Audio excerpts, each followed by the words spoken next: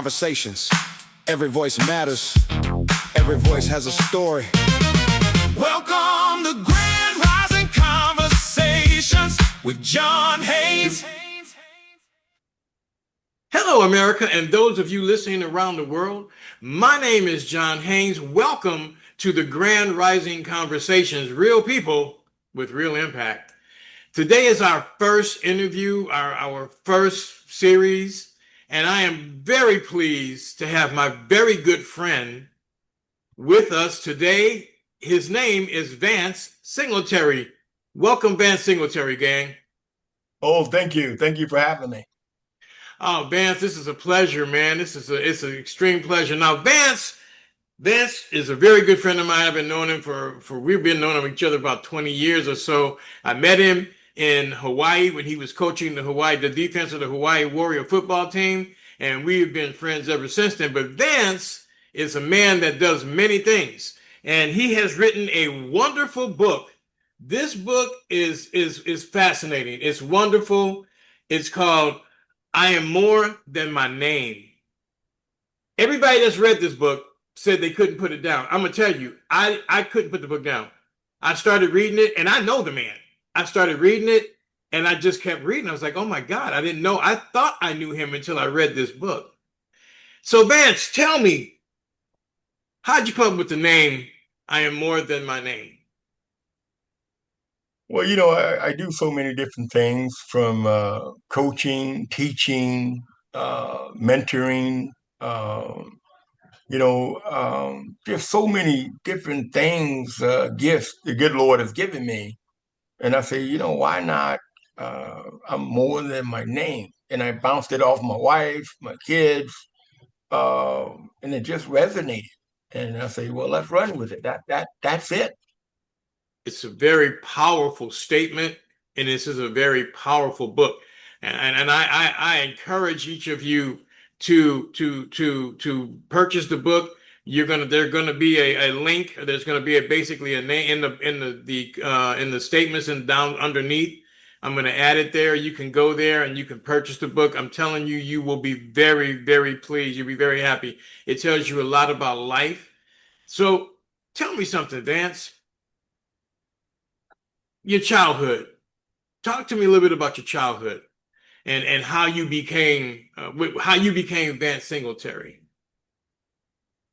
Growing up in Sunnyside, I was the oldest of my mother's four kids. And, I have two younger brothers and a younger sister. And, like most siblings do, we get into it. We have our difference. But, we had mom and dad to say, guys, cut that out.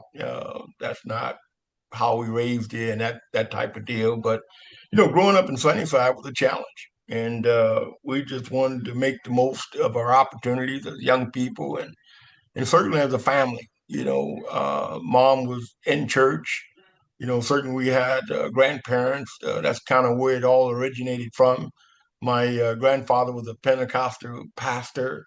My mom sung in the gospel choir and was very active singing, and she can sing like nobody's business. But yeah, that was pretty much it in a nutshell. So you said that growing up where you grew up was a difficult area. Tell the listeners what you had to deal with on a daily basis, like in Sunnyside, and like those of you who do not live in Texas or near Houston, what is Sunnyside? Sunnyside is the ghettos of it's an urban area of Houston. It's not suburbs, but kind of rough. You can relate it to maybe the what is it, the Watts Yeah, in, that's where I grew up. Los. Oh yeah, it's rough, and sometimes kids don't believe that when I tell them I'm from this place called Sunnyside. It's a community, but it's a rough community. Didn't have the best of a lot of things. We grew up on low income, all of those things that you're a little shy, you're embarrassed to share with your schoolmates and family, and you just kind of very discreet about a lot of stuff, but just go on as if, life is normal. And yeah, but that's pretty much it in a nutshell. Now, there's one thing about this book that is amazing. Uh, the person that actually wrote the foreword to the book. What is the person's name that wrote the foreword to the book? You tell them. None other than my Hall of Fame uncle, Mike Singletary. And I had a talk with Mike about it. And he said, Vance, write the book. I think it'd be a great thing to do. I'll help you with it. And, Mike's wrote several books and done an excellent job. So he certainly helped me in that whole sector and trying to get it off the ground and gave me some direction and advice. And I'm grateful for it. Yeah. Man, that is just wonderful. Your uncle Vant Singletary, I'm sorry, Mike Singletary, Hall of Famer, NFL, famous person, everybody knows him. And I like the way Vance just says it, like, hey, it's no big deal. But that is wonderful. Growing up with Mike Singletary as your uncle, how was that? Talk to me about how that was. Well, I just tried to not do something to screw it up. And I Mm. heard my grandfather say that. He shared that with me. I would always go take some time to visit with him about just life in general. And that was one of the things. He said, you know what, Mike has kind of paved the way. He's kind of opened a lot of doors. And you just need to make sure you're not doing anything foolish to go screw that up. Because it's all a lot of times it's about the last name. Your Hmm. name, your name is everything. Yes. And that's the thing that I'm always sharing with all the young men and young ladies that I run across in my classroom or I'm coaching, teaching, mentoring. Your name means everything. You don't need to get this blown up or in a different dark place because it's hard to restore your name. So that was something that my grandfather hammered home to me. That is wonderful, and that part is true. You're correct. Your name, we know your name is basically everything, and that makes all the difference in life. So now, tell me about, you know what, man, one thing I want to say about your wonderful family and your beautiful wife. Your family, your wife, we met them. My wife fell in love with your wife. We love your family. Talk to us about your family, the support. Everybody says that, and it is true, right? Right beside a very powerful man or a very successful man, right beside them is a woman that is taking care of all the logistics and stuff. How did Chandra do that? How was she doing that? Man, by God's grace, she's a very spiritual lady, very passionate about her relationship with Christ.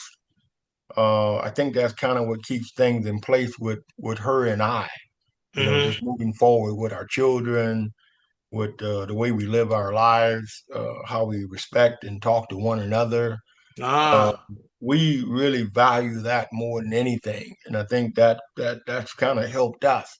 And I think if we moved away from that, I don't know how we would have gotten to where we are now. It's been 38 years married, be 39 wow. coming That January, congratulations. and it's a lot of work. And when I think about how many years we dated before we got married, it might put it at 42, 43. So, but I knew, I said, achieve the one. And I knew that early on, and God allowed us to get married my junior year in college. And I just knew that's the person I wanted to spend all of my life with That's because yeah. of what she brought to the table. So I can't say that enough. Yeah. That is wonderful. There is a definitely closeness with the family, and your children. I mean, everybody's just so loving and caring that we spent a lot of time when you guys were in Vegas.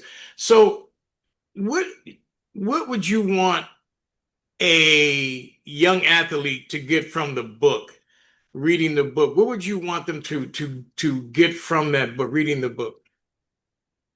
Well, I think that they can overcome anything. It's not how you were raised, it's not how you started, but it's more about, you know, just getting over the hurdles of life. You know, we're all going to have those hurdles that we're going to endure, will encounter, kind of pressing forward.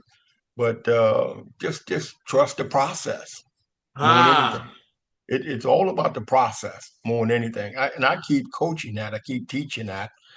I'm never short of sharing that because it was just something I heard, not just from my uncle, my counselors, my teachers, my pastors, my youth pastors, uh, that it was the process. Are you willing to do the process? mm. Yeah, yeah. I want to do the process. It's hot outdoors. It's 105. Well, you you gotta endure. You gotta bring it. You say you want to smoke, let's go. Ah, I love that. I love that. And that's something I want to talk to you about too. Okay. Winning and losing. Because you're going to do both of them. How do you prepare for winning and losing? Especially you've been in the NFL, man. How do you prepare for that? How do you prepare for one like one game after another, whether you lose, whether you win? How do you prepare for that? How does Mike how does Vance Singletary prepare for that? Yeah, I don't know if it's preparing for it. I just think you just got to have the right mindset. Win, lose, or draw. You go out and expect to win all the games, but you're not going to win them all. You know, you're not. You certainly the goal is not to lose them all either. Right. But I think you go out and you want to give your very best each and every time. And that's the one thing I think we share with the players, or as we're talking as a staff. Guys, we gave it our all. How was the scheme? How was the communication? How was the dialogue? How was the scheme? Did we make the necessary adjustments? As, as long as you know you went out and fought the best that you can, you can or you have, you can live with that. You can go home at night knowing that I did all the necessary procedures. When I go back and I look at Tuesday, Wednesday, and Thursday, especially in college. And then when it's time to go play that game Friday night or Saturday, man, we're ready. You know, if they beat us or whipped our tails, they were just they were just better prepared. They wanted it more than we did. You know, and sometimes one team may win the first half and you might win the second half or vice versa. But who's going to compete for 60 minutes or four quarters? And you can see that, sometimes teams are defeated in pregame. Some teams lose the game in Mhm. pregame because of how the other team looks. Some teams come out, man, they're jacked up, they're fired up, and that can intimidate a team. And then some team with all the chatter, all the fire, all the smoke, well, guess what? It's just hype. They're scared, they're nervous. I'm just telling you. It's a mind game. It really is. But if you hone in on what you've been taught and you trust the process and you go out and you're the hammer every single rep and you're not the nail, well, the hammer's going to come out on top The every time. hammer gonna win. Hammer's going to win. That's a that's a wonderful analogy, man. You know what? As a person that watches games, professional games or college games, I don't think we think about the mindset that people have to go out there and to play that. How do you prepare your team to to go into a competition? What do you like? What do you say to them to get them confidence in order to get, I know each team is different, each player is different, but I guess there's a certain type of atmosphere you have to set. What would talk to me about that process? A lot of it, in all honesty, is taking care of yourself. Hmm. it starts with that first and foremost. I mean, you got to get the right nutrition. You got to be putting the right kind of fluids in you. You got to be training. You got to be stretching. You got to be doing all of the preventative things when you know something's not right. You feel like you're getting a pull in your hamstring. Well, you need to probably go get some stem and ice. You Mm. might need to go and do all the little things. Go visit with our trainers. Go talk to those guys and get off your feet. Maybe you don't need to run sprints. Maybe you don't. There's so many different things you can do when you know you want to make sure you're executing whatever those things are. So when you're getting ready to play that game on Friday night, Saturday, or Sunday, whichever night that game is going to be played on, that you go through that checklist, that you check all the boxes. Did I go to bed at night? Did I study my film? How did I do on my quiz that my coach gave me? Did I watch more? Did I not only watch film with my coach, but did I watch it with my teammates? Did I watch it alone? It's those things that you make that investment to be the very best that I can be. Those are the things everybody don't want to do. Everybody don't want to be great. Some want to be average. There's a difference in being average and being great. And most people want to be great. Those are the ones that are in the Hall of Fame. Yes. They went above and beyond. They wasn't at the mall. They didn't go on a cruise. Those guys, they were doing the little stuff that people don't see. And they're Hmm. wondering, man, how did he hit so hard? How does he get up and dunk a ball like that doing a 360 and put it between his legs? They don't understand what that guy's doing when nobody's watching. Ah. Yeah.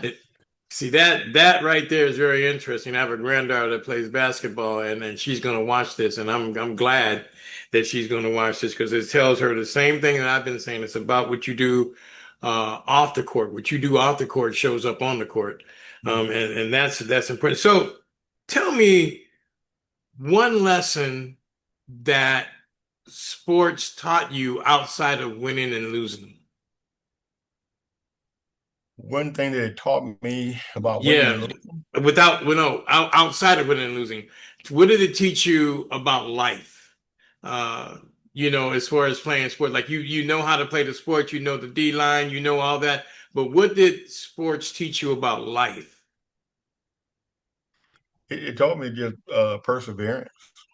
It's all about perseverance. It's all you don't let all the other outside noise be a distraction. Mm. You really don't. I mean, it's all about blocking all that out and not listening to the naysayers. People are going to tell Uh, you all type of different things, but if you don't believe in yourself, no one else will. So you can listen. You can't listen to all the whispers. You just can't. You just got to know. I know what I have to do, and I'm gonna show you better than I can tell you. uh, You take a lot of that and you apply it. You use it as motivation. For me, it was that I didn't want to fail. I wanted to give my very best. When I left high school, I wasn't planning to not go to school on a scholarship and come back home without it.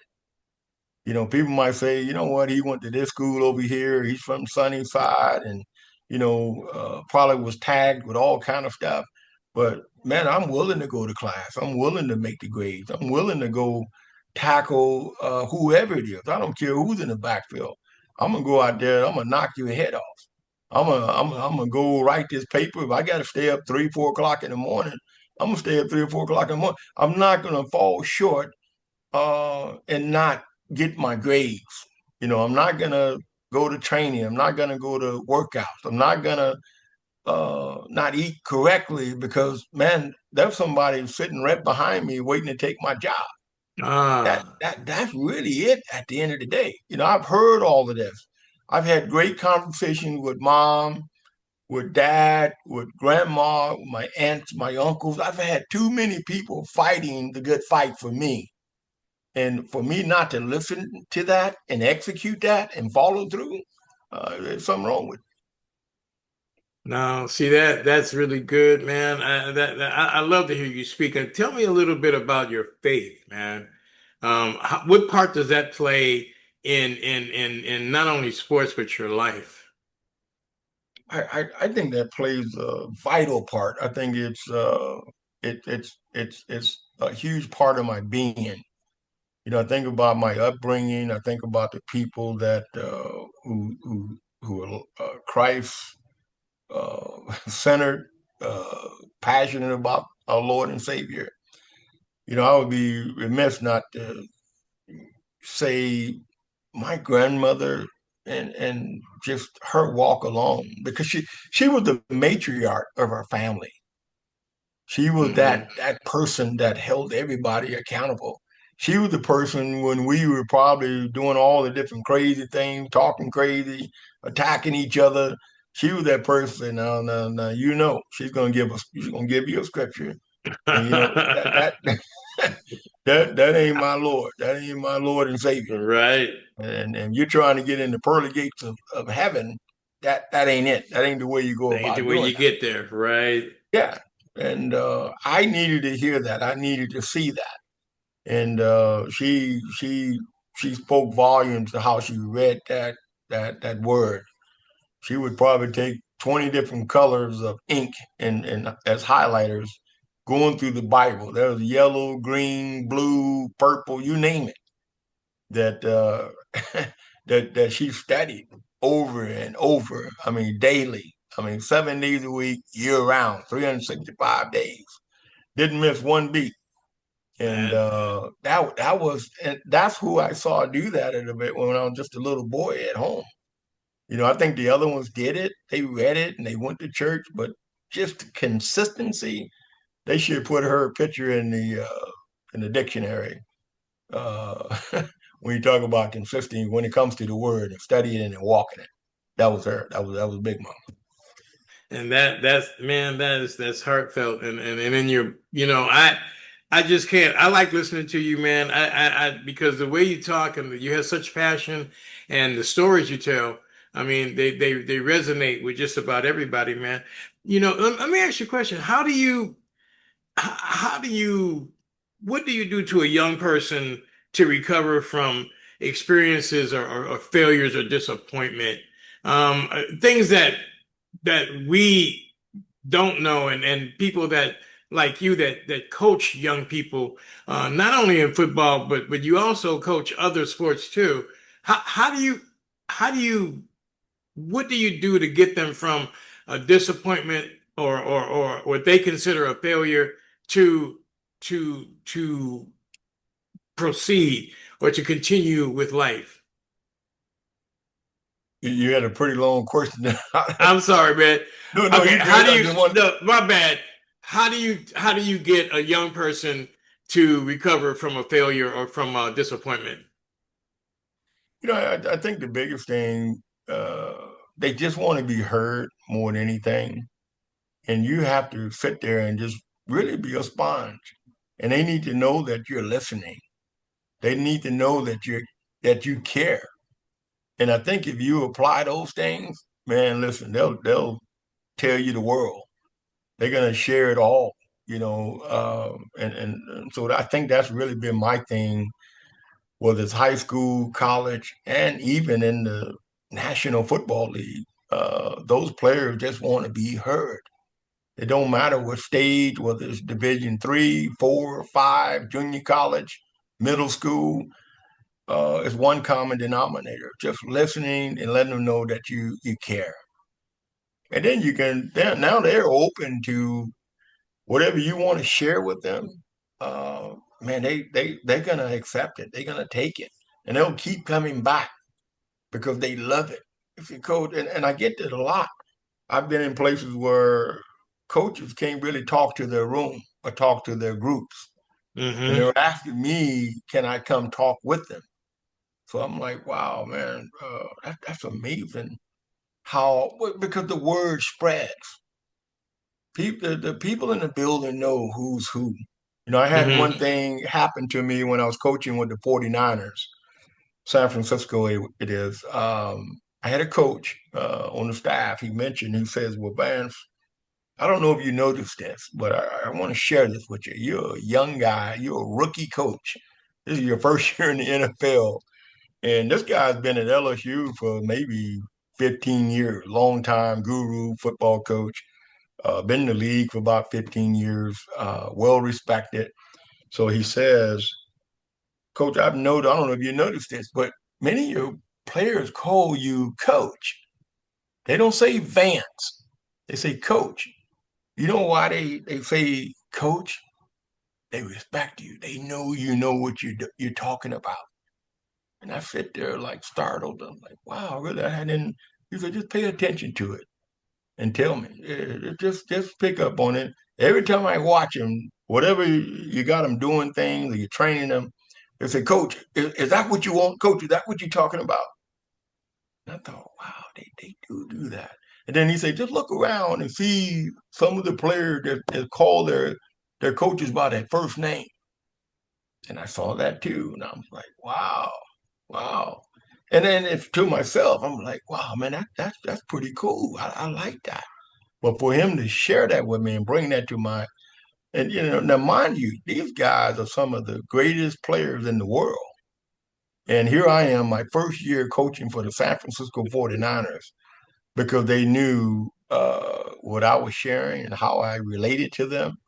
I knew it wasn't about nepotism, me being there because of my uncle being the head football coach. They knew I've been a lot of different places, a lot of other different colleges. I knew my stuff. I just needed to be given an opportunity to go out there and teach and train, just like any other coach, on the staff. And they saw that. That's now. I remember when I don't know whether you called me or whether I heard Vance is going to the San Francisco 49ers. I ran through the house. I'm going, Vance is going to 49ers. I'm a 49er fan. I'm a Raider fan, okay? I'm a 49er fan now. Well, give me some, I need to get some 49er stuff. And we watched the games. Explain to me, man. I, I couldn't fathom it. Explain to me you going into the 49ers, and there's a picture that you have, and I hope you put it on the website, and you're intense, and you're talking to this D lineman, and I'm thinking these guys are, they're professional football players, and Vance is like telling them what to do. How does that feel, man? They accept it. They want coaching.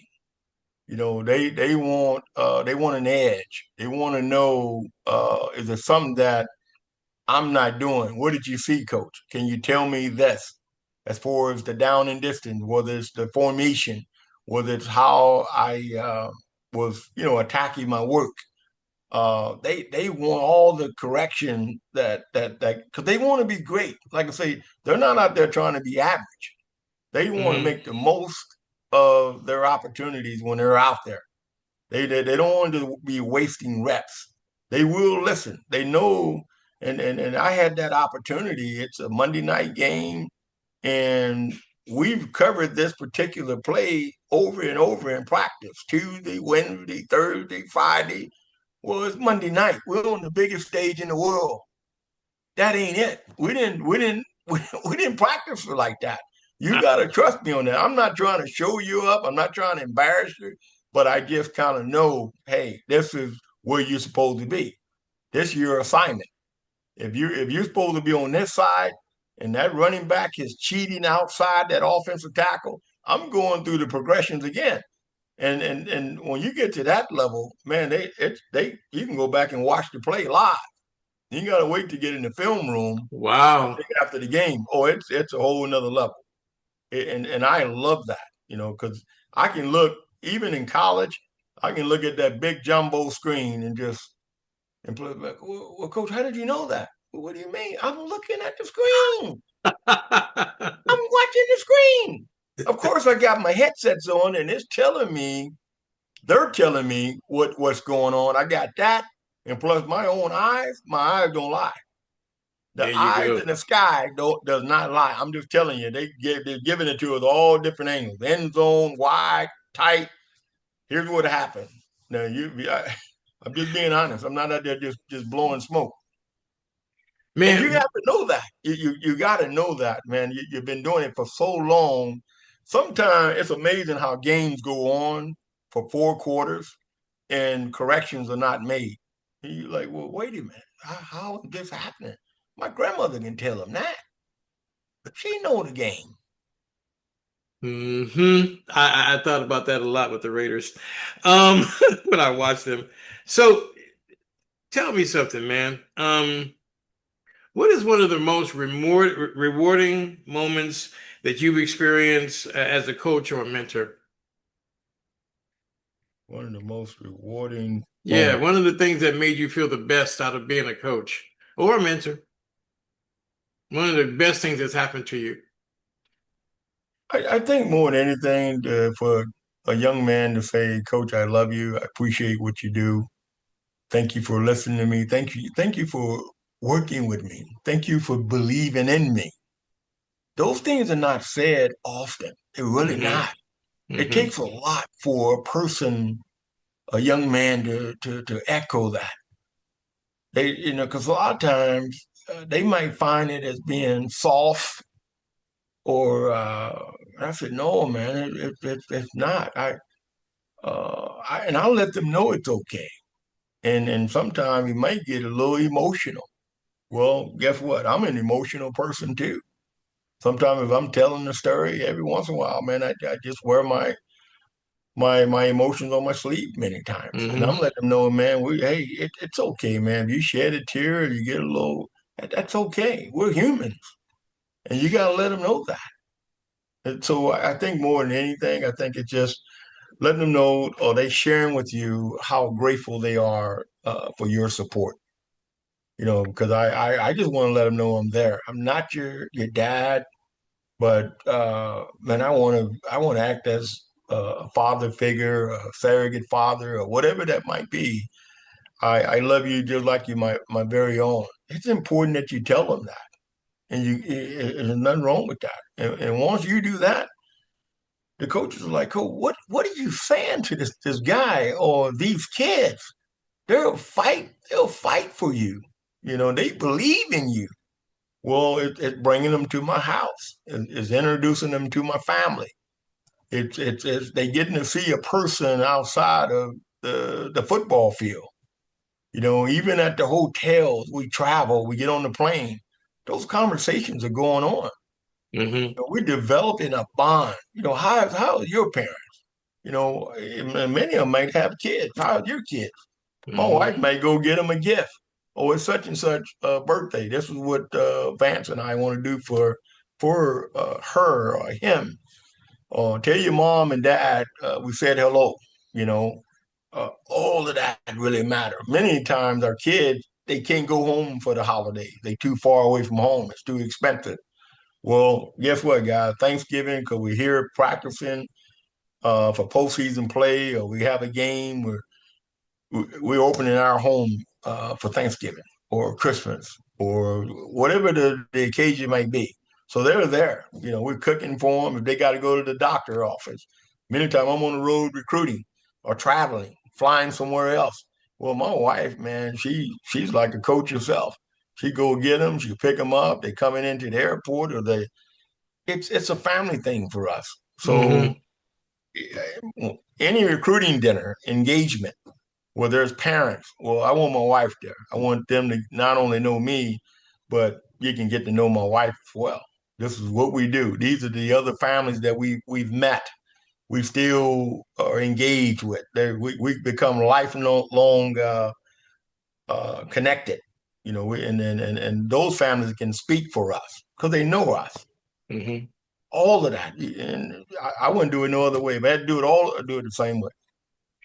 I have had the pleasure of being at your home when the in Hawaii when the football team came there for holiday meals, and your wife is an excellent cook and she's made some wonderful meals, and they respect her as they respect you, and I thought that was amazing. I was watching the interaction between the players and your family.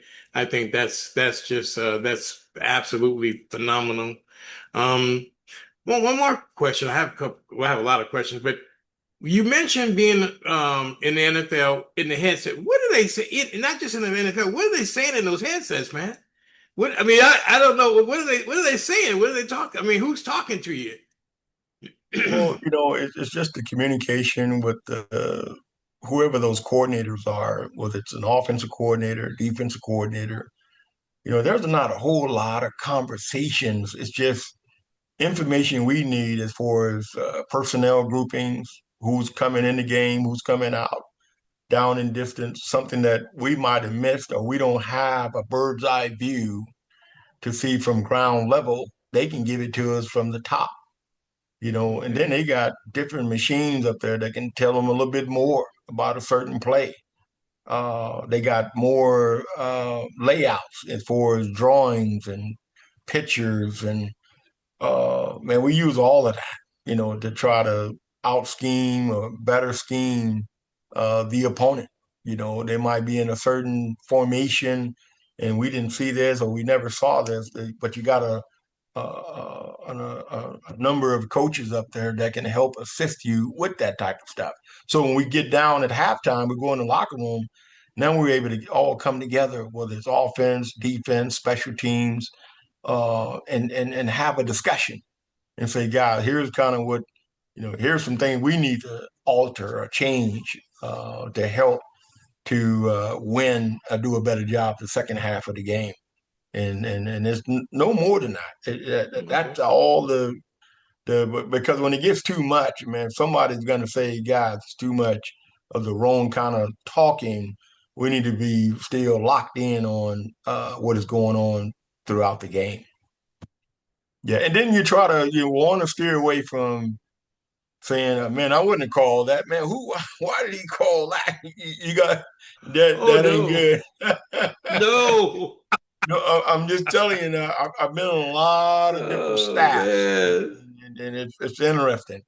You got to stay positive. You got to say, because for me, I've always kind of emphasized to our kids and our coaches, depending on what my role was. Hey, guys, that's not, if he throws an interception, guess what? We're going out there, we're going to stone him. We're going to get the ball back to our offense. That's got to be your thought process. You can't say that other stuff because you lose teammates, coaches. That's never good. We're not fans. We're all in this together, and we're trying to win. We got to stay together, regardless of what the score is, what's going on, all of that stuff. So I thank God for all of those things. I've had a chance to kind of be a part of that and know that. Yeah, you've had a phenomenal. I mean, you guys, you have to read the book. I have to say, the name of the book again is "I Am More Than My Name." I mean, it tells you about the beginning all the way through what he's talking about now, what Vance is talking about now, playing with the NFL. It tells you about his college years. It tells you about his home life. It gets personal. It tells you about a lot of personal things. What was one of the hardest things you had to write about in the book, Vance? Whew. Mm, I would probably say the losing my oldest daughter Yeah. to COVID. Yeah. I think that was the one that just kind of hit you dead on. How do you talk about that? How do you share those moments? What she meant to us, how much we miss her. Out of all the things, there's not a day that goes by that we don't think about Courtney. Courtney was our oldest daughter. Yeah. And I said, wow, man. But I know at the end of the day, uh, God doesn't make mistakes. Yeah. You It was know, that part of the book was very emotional. I knew Courtney, and that part, and my daughters knew her, Courtney. That part it was emotional for me, and so I know it had to be emotional for you. And then it tells about the universities that the Christian universities that you coached for. How was the transition from NFL to college? from the NFL to, Yeah, how I did you thought feel? Go ahead. I'm sorry. No, go ahead. I, I, How- I don't I don't know if it was a major transition coming from the NFL back to college, or even vice versa. I just believe that it it I most coaches don't enjoy recruiting. Mm. You gotta really enjoy recruiting. Most guys leave college because they don't want to recruit. They go to the NFL. Oh, okay. Yeah, that's a big study there. I enjoy recruiting. I love people. I love interacting. I love going into the homes. I love going to the schools. I love developing those relationships. I don't think that ever really got old for me. Some guys just want to be all football, where it just, it's no recruiting, for them. NFL is just straight developing players, getting the best players, studying, and you're just football, football, football. Of course, you get a chance to go scout them and train them. They'll fly out to the Indianapolis every year for the combines Mhm. and be on that stage there. And, as they're getting ready for the April draft every year. I enjoyed that part too, going out to the Senior Bowl and looking at some of the best players in the world. Mhm. When they put you on that plane, I go down to Alabama, LSU, Georgia, even all the HBCUs, Prairie View, Texas Southern. I mean, I don't been in all those various campuses to train and interview guys, and I've enjoyed every bit of it. Now, for my wife, when we got to the NFL, uh, my wife missed the college landscape, Mhm. of having players that are home. When we got to the NFL, it was slightly a little different because we didn't have many times where our players in college was taking us to Ruth Chris and some of these other fancy restaurants. Well, that's some of the things they did for us. Mhm. These guys make millions of dollars on top of millions. And the gifts we got during, Christmas holidays, I'm like, huh? What? I mean, it was just different. And I Mhm. felt like my wife was just slightly a little depressed sometimes because she really enjoyed those college kids and what we can do for them, especially the kids are a little short on this and that and transportation, getting home, having food to eat. My wife would fix more than she needed because she wanted to make sure they all had styrofoams they can take home, extra Mhm. cookies, all kind of drinks, and I said, baby, who are you cooking for, an army or something? I mean, it was just so much food. But a lot of times the schools gave us a budget for those things. Where it wasn't like we were just spending all of our own funds to Mhm. there was a budget to put pictures up on our walls and take them out to dinner. I would take the whole, whether I had linebackers or defensive line, and that still goes on. I try to Mhm. stay as plugged in to all the coaches I've met and talked to, and that's just kind of part of it. But a lot of it, at the end of the day, is all about relationships. That's important. That is good. So, okay, so we talked about the book and we know that the book is excellent. You guys, again, where you can get the book is going to be in the comments down below. I'm going to put a directions on how to get the book. So, what's next for Vance Singletary? What is next, Vance? What's your next project, your next big move? I enjoy coaching, but I also enjoy the administrative side of it. You know, I'm enjoying some of the other aspects as because I like still player development. Who knows? I might even look at being an athletic director. Ah, I enjoy those. I spend time with them, visiting with them, talking with them. I just want to be in a place. It's not so much the X's and O's. If I can be in a role, even now, just being the head coach at Northern Christian, it's just one of those things. I'm enjoying that because, I got all the various coordinators. I got a defensive coordinator. I got an offensive coordinator. I got a special teams coordinator. I got a special assistant to the coach. I got a head doctor who's over our medical of our players, and then working with the head of school. I'm working with the principal. I'm working with it's fun just to go to some of those department meetings and talk about our school and our enrollment, fundraising. It's just I just light up like a tree because it's all fun. I'm learning some other things, to kind of let people not to micromanage, but let them do what they do. For so many years, I tried to be the best linebacker coach. I wanted to be the best defensive line coach, or I wanted to be the best coordinator. So I can see it, and I can just step back and just watch them and let them. And I think they value that. It's not that I don't trust them.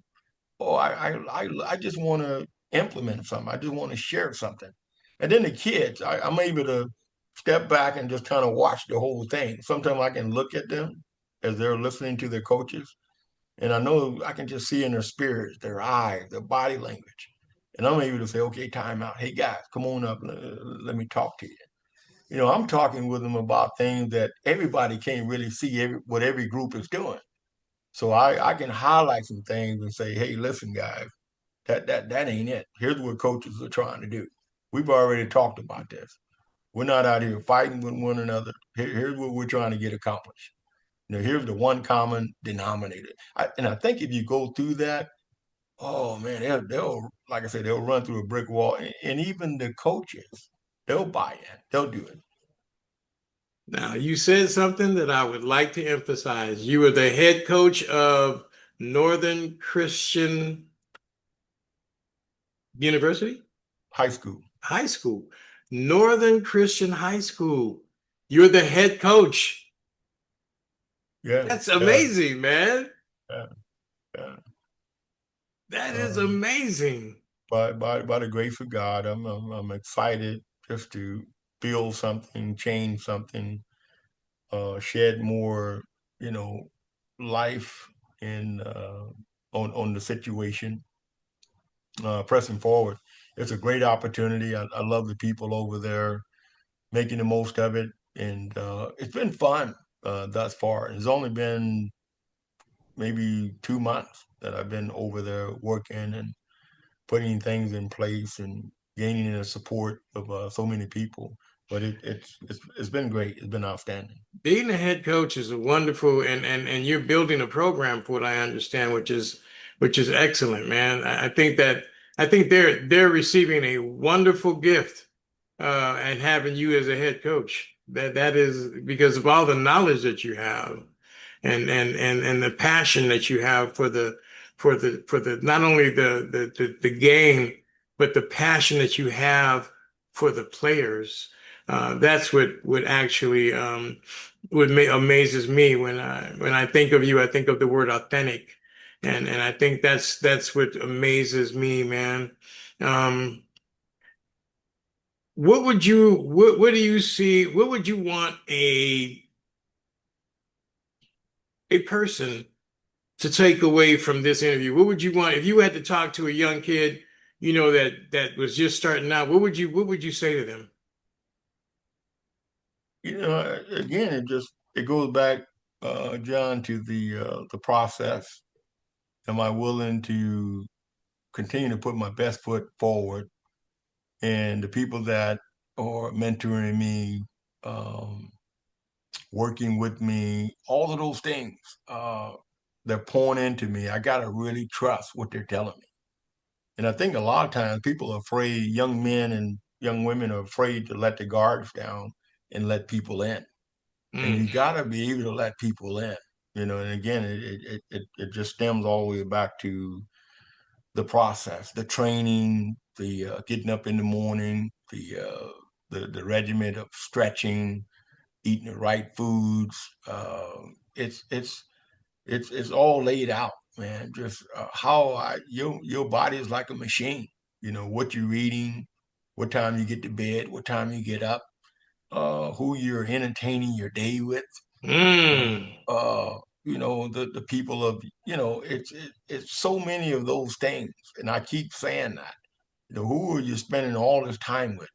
Many times I found myself, they called me the love doctor when I was at Liberty. I used to bring my players in, but also would invite their girlfriends too. And I would have a little conversation about them because their girlfriends and myself were in competition over my player. And I said, Oh, yeah. So okay. we have that, and I said, well, wait a minute, ma'am, let me just share something. Here's where he's at. He's not doing too well, and he may not come out of this smelling like a rose. Do you know he's fell in this course, in that course? And if we stay on this track, he's going to be back home. And like most anyone would do, if he's gone, you're probably going to move on to the next guy. I'm just, Mm, and you have to have those kind of conversations. And so she's smart enough to say, I like your coach. He really cares for you. He's not trying to run you out of here. He's not trying to hurt you. Because our coaches do the same thing in basketball, volleyball, track. And if we're not, doing our parts, we can very easily be asked to leave. And, mm, and and so now it becomes real. It becomes yeah. and that conversation is not being taken place all the time. And I'm just being sensitive because I want you to stay around. I'm praying for you. I'm talking with your family, but I need you all in. I don't need you with one foot in, and then that's not good. One foot in, the other foot on the banana peel. That's scary. Yeah. Again, guys, the name of the book is I'm More Than My Name. It's an excellent book. You got to pick it up. You just got to pick it up. If you have a young athlete that you're training, or a young athlete that's your granddaughter, or son or daughter, you want this book. Believe me, you want this book. It's an easy read, but it's gonna show you Vance's life and how where you can. There's no excuses where you come from and where you can be, where you can actually be. You can come from Houston, from not a great place, to the NFL, right? And then you can go from there into being a head coach. I mean, this is just wonderful. Is there anything you like to say, Vance? Anything you like to say to the audience? No, I would enjoy the book. It's a great read. Like I say, I'm blessed to have had my uncle to push me along with Dr. Milton, the guy who helped publish the book. It's a very reasonable book. It's what, 1999. Plus Is shipping and handling. Yeah, yeah. shipping and handling and all of those things. And the QR code is, there, John, a half for you to It'll be go on. there. Will be there and they'll ship that thing out to you. Yeah. I love it. I think it's a great. I'm already thinking about book number 2. And that would be great. I would love for you to do it. We're gonna do okay, commit right now. When you do book number 2, you'll be here interviewing with us again. That would be Absolutely, wonderful. That would be absolutely. wonderful. All right, guys, listen. This was our first interview, and it's one of my best friends. One of the guys I love. This guy, I love his family. He's authentic. You go and get the book, right? And that's all I got to say to you guys. Thank you very much for spending time with us and learning a little bit about Vantz Singletary. And thank you very much. And you'll hear more from us as his career advances. And book number 2, you heard it here first. When he does book number 2, he'll be right here again. All right, guys. Thank you very much. And we will talk with you soon. Every voice matters. Yeah, thank you so much for having me. God bless you. Been my pleasure. God bless you too, man. Been my pleasure. With John Hayes.